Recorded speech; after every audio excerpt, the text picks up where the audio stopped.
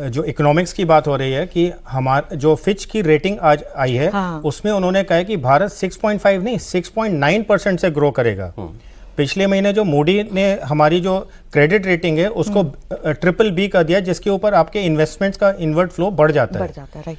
Plus international monetary fund ने जो पिछले जून के महीने में रिपोर्ट निकाली है, उसमें उन्होंने एक मुद्दे पे बहुत जोर निकाला है, वो ये है कि इंडिया का जो DPI है, UPI के द्वारा जो हम डिजिटल पेमेंट करते हैं, जून के महीने में उसने वीजा के पेमेंट्स को सरपास कर दिया था। क्या बात है।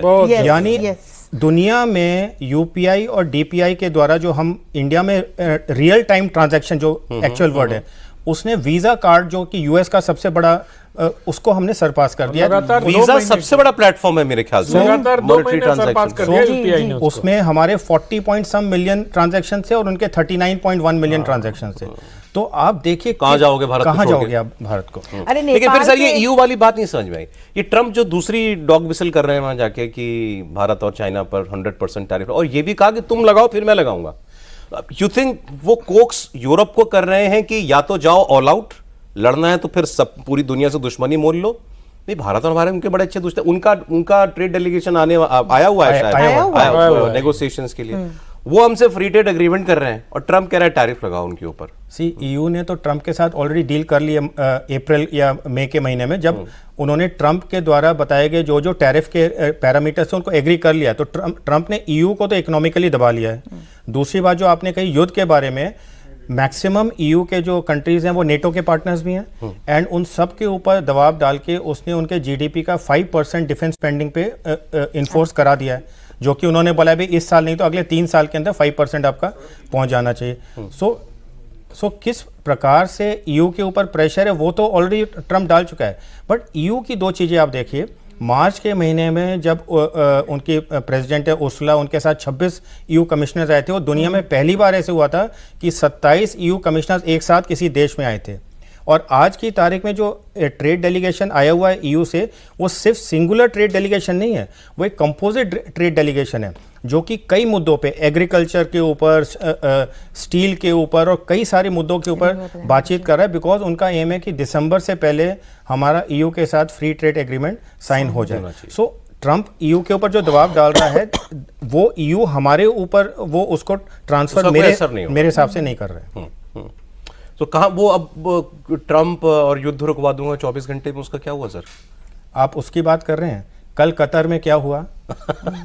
कल इजराइल से पूछिए जाके क्या दोस्त एंड ट्रम्प कैसे कह सकता है? आई मीन इतनी बेसिक बात है जो कि फौजी ना होके भी सबको समझ में आती होगी कि एयर डिफेंस एक ऐसी चीज है जो कि 24/7/365 डेज ऑपरेशनल होता है। How can the central command का जो सबसे बड़ा बेस है जो दोहा में है, वहां पे कैसे आप कह सकते हो कि भाई हमें पता नहीं चला और इजराइल ने मिसाइल जो है ठोक दिया? थोड़ा सा बता दूं मैं कॉन्टेक्स्ट क्या है। जो हम बात कर रहे थे ना दोस्ती की, कि ट्रम्प के दोस्त, कतर बहुत अच्छा दोस्त है ट्रम्प के। कतर के अमीर ने उनको अभी वो एक जेट इंजन गिफ्ट किया था, पर्सनल गिफ्ट था। और कतर पूरी दुनिया का एक मध्यस्थ की भूमिका है उसकी, जिसको आप आतंकवादी कहते हो उसका भी दफ्तर वहां खुला हुआ है, और जिसको बात करनी होती है वो वहीं जाके करता है। तो जो दूत होता है बेसिकली वो उस मध्यस्थ के ऊपर कभी हमला नहीं हुआ। शांति दूत पुराने जमाने में भी नहीं हुआ। महाभारत हालांकि वो इतना शांतिपूर्ण आदमी देश नहीं है और शरारती भी है, लेकिन ये इनकंसीवेबल था कि कतर पर इजराइल हमला कर दे, और तब हमला करे जब सीज फायर प्रपोजल पर बात करने के लिए हमास की लीडरशिप वहां इकट्ठा हो, उस समय उनके ऊपर हमला कर देना। और अमेरिका ने यह कहा कि हमें जब पता चला, हमने कन्वे कर दिया कतर को कि ऐसा हमला होने वाला है। ये उनके व्हाइट हाउस की कैसे हो सकता है आप बताइए? एयर डिफेंस कैसे उसको डिटेक्ट नहीं करेगा कि इनकमिंग मिसाइल है? तो एक दोस्त को निपटा दिया ना, बेसिकली कतर को निपटाया ट्रम्प ने। अब वो कतर के ऊपर इजराइल को रोका नहीं। हाँ, अब कतर के ऊपर वो निबटता है या नहीं निबटता है? भारत पाकिस्तान में बिजी है ना ट्रम्प साहब सर, भारत पाकिस्तान में बिजी हैं अभी, वो उधर भी तो बिजी हैं, रसिया और उसमें यूक्रेन में।